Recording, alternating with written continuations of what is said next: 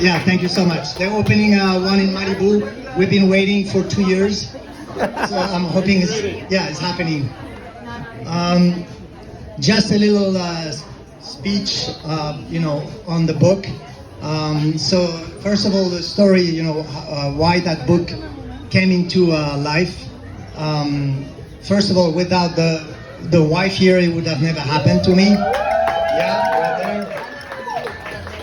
And there's a few reasons for that. First, as a pilot, didn't go to college, don't know how to write, so it would have been difficult for me to do it. So there was two main reasons why we decided to write the book. The first one was to kind of to give a legacy to our kids, because Naomi, Tom, and Cooper, you seems very interested right now. They haven't read the book, by the way. You and where's Tom? How long you been in the book next to your bed? Shame on you. So we did that for them, and hopefully they'll read it one day. Yeah, I read it. Because I believe that kids in general, they don't realize who their parents are.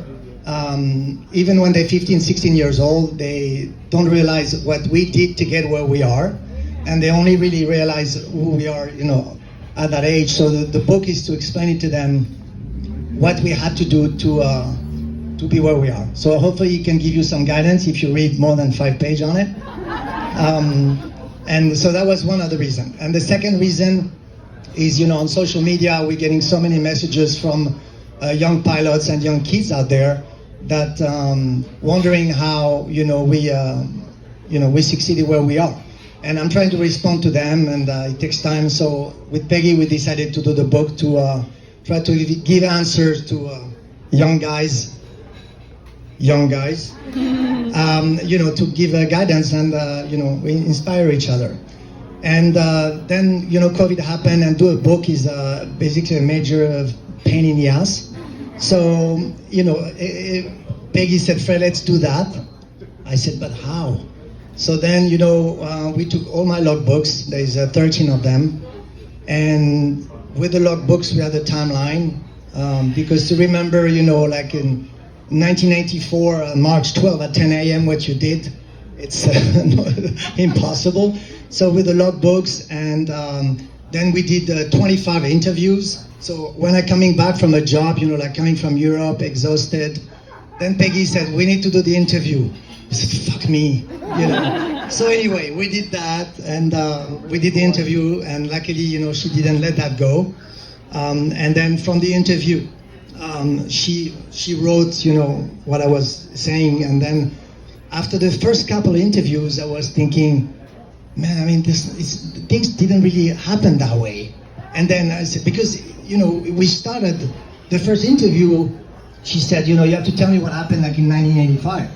It's like, if I'm asking you, Kevin, what happened in 1985 for you? It's like, there's no way to know. So anyway, it took a little bit, and it was a process. It took like 8-9 months.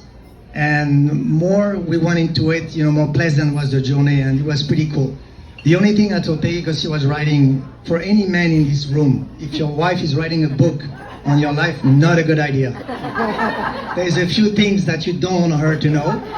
So I told her, you can write, but no judgment. And then she said, so you were with that girl in March, and then So I said, don't say anything.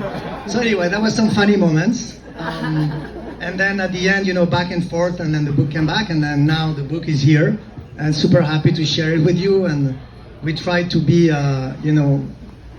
true to the story, and we try to not be too messy, and then it's funny. There's a lot of things. And Kevin, how many pages you read? Page 4. Page 4. Thank you. So I think 99% of the women in this room read the book. And the guys, 99% did not read the book. Steve, you read it. Yes. Michael, you can read it. Mike, you can read it. All my buddies. Kevin, you have 1 week. Simon? Page 69. Page 69. Okay. Dylan, Ian, Laurent. Okay, so my buddies, you have to read it. Thank you. So that's it. Thank you so much, everyone.